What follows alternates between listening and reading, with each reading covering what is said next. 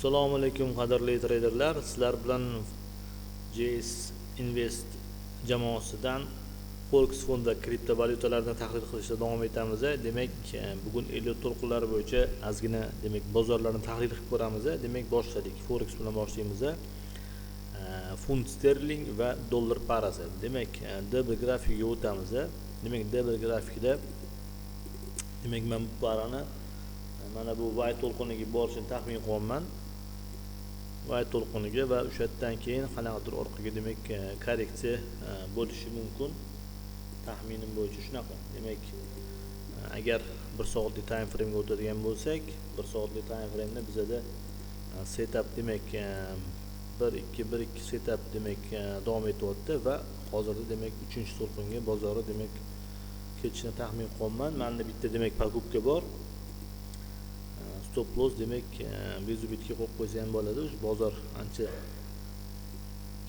ikkita покупка ochilgan ekan. Demak, ikkalasini ham bezu bitga qo'yib qo'ysa bo'ladi. Demak, keyingisi yevro dollar. Demak, yevro dollarda ham bozor xuddi funtga o'xshab 3-to'lqin bo'ylab hozir harakat qilyapti. Demak, 1-2 to'lqin bo'ylab va hozir bozor 3-to'lqinga impulsli движение ketyapti. 4 va 5-to'lqinlar bo'ylab bozorda lokalniy maksimumni yengillashini kutyapmiz. Demak, bozor yevro dollarda ham bizada ikkita покупка bor. Yaponskiy yena parasi xuddi yevro dollar противоположный trend bu yerda qanaqadir klinoобразный va setup ABC va ABCdan keyin ikkinchi to'lqin yakunlangandan keyin bozor yana pastga 3-to'lqin bo'ylab ketishini taxmin qilyapman. Shvetsarskiy frankga o'tamiz. Shvetsarskiy frankda ham xuddi shunaqa holat. D1 grafikini ko'rsataman. Hozir Shvetsarskiy frankda D1 grafikida mana bunday holat bo'lyapti. Bizada bozori off C to'lqiniga borishini taxmin qilyapman. WXY va katta time frame da Y hisoblanadi va bozori taxminan yana 200-300 punkt pastga qulashini taxmin qilyapman. Keyingisi dollar avstraliyskiy dollar parasi. Dollar avstraliyskiy dollar parasida bizada uchburchak kuzatilyapti taxminim bo'yicha va bozor mana bu maksimumni yengilagandan keyin retestdan keyin bozor yana taxminan bo'yicha yana 200-300 punkt tepaga ko'tarilishi mumkin. Общий konsepsiya hozircha taxminimiz bo'yicha dollarni indeksini pasayishiga, dollarni narxi tushishiga olib kelyapti. Tillaga o'tamiz. Tillada sal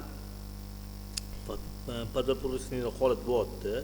Tillada taxminim bo'yicha hali mana bu общий korreksion движение hali tugamagan. Bu yana pastga serga ketishi mumkin. Lekin asosiy variant hisobga olganda mana bu 4-to'lqin tugagan bo'lishi mumkin va mana bu 1-2 setup impulsli движение ketayotgan bo'lishi mumkin. Asosiy variant bo'yicha, lekin men taxminim bo'yicha mana bu WXY yana cho'zilishi mumkin XZ ga va shu yerdan keyin 4-to'lqin tugab turib, keyin bozor lokalniy maksimumga yengillashi mumkin. Kuzatamiz. Bizlar kritiskiy уровень mana bu X zonani maksimumi. Agar bozor hozir yana o'sib maksimumni yengiladigan bo'lsa, 4-to'lqin bu yerda qovuradi va bu значит общий 1-to'lqin bo'ladi va yana bozorni taxminan 3500-3600 larga ko'tarilishini taxmin qilyapman. Bitcoinga o'tamiz. Bitcoinda ham menda bitta покупка bor. Stop loss bezu bitga qo'yib qo'ydim. Bitcoinni hozircha taxminimiz bo'yicha mana bu общий globalniy 5 to'lqin tugagan ko'rinadi. Tugayotgan ko'rinadi va bu 1-to'lqin hisoblanadi yoki A to'lqini ikkalasidan bittasi.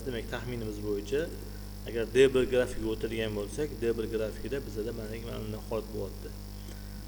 Bizada agar hozir Bitcoin o'sadigan bo'lsa, bu bizada общий globalniy 1-to'lqin yoki bizada A to'lqin bo'ladi. В любом случае prognoz 1-to'lqindan keyin ham A to'lqindan keyin ham korreksiyadan keyin yana globalniy demak o'sishini taxminimiz bor. Demak, kanalga obuna bo'ling, like bosishni unutmang. Demak, bizada GSM Invest jamoasida o'quvlarga start berilgan onlayn offlayn kurslar bor. Demak, birinchi chislodan planlashtiryapmiz. Demak, birinchi dars bepul bo'ladi. Adminga yozib, masalan, joyingizni band qilishingiz mumkin. Demak, lokatsiya, ofislar hamma joylarni demak yetkazib beramiz. Uning uchun adminga murojaat qiling. Telegram silkalarida demak YouTube shapkasida Telegram silkalarini qoldiramiz. Adminga murojaat qilishingiz mumkin. Xayr, salomat bo'ling.